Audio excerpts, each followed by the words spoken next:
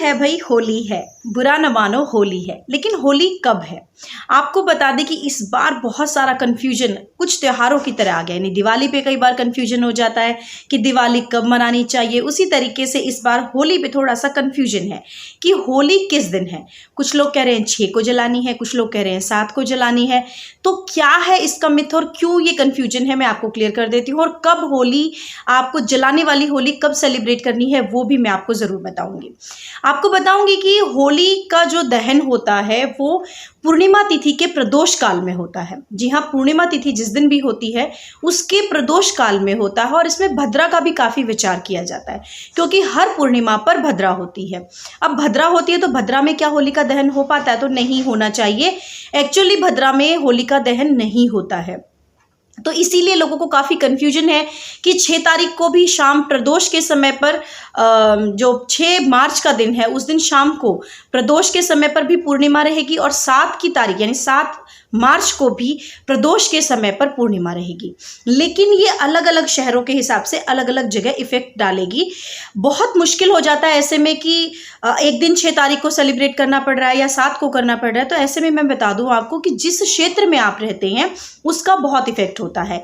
यानी कि अगर आप उत्तर पश्चिमी एरिया में रहते हैं, जिसमें कि आप ऊपर से देखेंगे पूरा दिल्ली और इधर गुजरात और महाराष्ट्र और राजस्थान, मध्य प्रदेश, पूरा जो एरिया है वहां पर सूर्योदय का समय थोड़ा अलग होता है।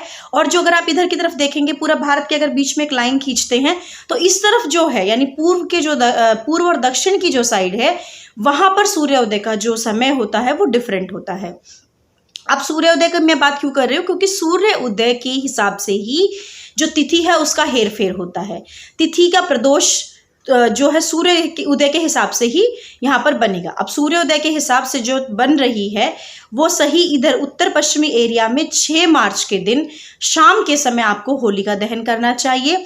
और जो इधर दक्षिण और इधर पूर्व की एरिया है, उत्तर पश्चिम का हो गया 6 मार्च को, और जो ईस्ट और साउथ का एरिया है वहाँ के जो स्टेट्स हैं उनमें 7 मार्च को होलिका दहन का जो कार्यक्रम है वो होना चाहिए। सही हिसाब से ऐसा ही होगा।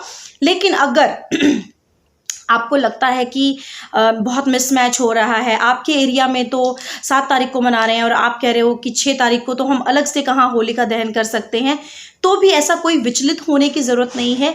एक साल का त्यौहार है, पूरे वर्ष भर का त्यौहार है। और इसमें 6 और 7 को जो कन्फ्यूजन है वो जो पंडित जी लोग कैलकुलेशन करके, पुजारी लोग कैलकुलेशन करके अपने अपने एरिया में या अपने एरिया के लोगों के हिसाब से जो सेलिब्रेट करेंगे, आप उसमें शामिल होइए। कोई ज़्यादा बहुत कंफ्यूज होने की ज़रूरत नहीं है, क्योंकि ये त्यौहार साल का त्यौहार और खुशियों का त्यौहार है।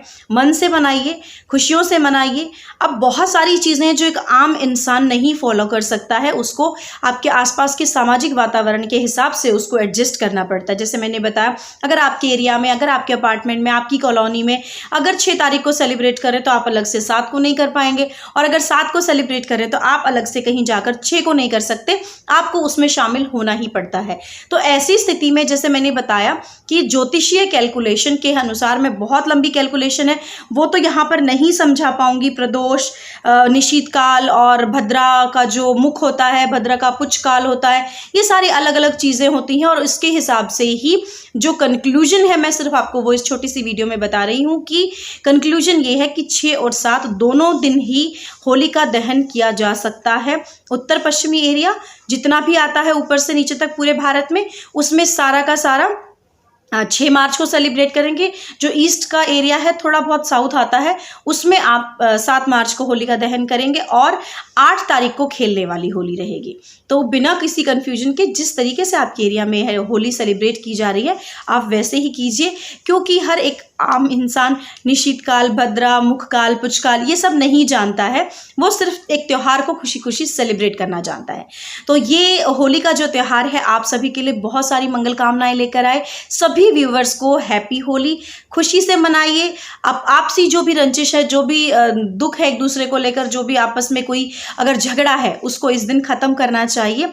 क्योंकि आपने देखा है, जिस तरह से आप सभी जानते हैं कि होलिका की जो कहानी है, प्रहलाद की जो कहानी है, ये कहानी जो है असत्य पर सत्य की जीत और बुराई पर अच्छाई की जीत का प्रतीक है।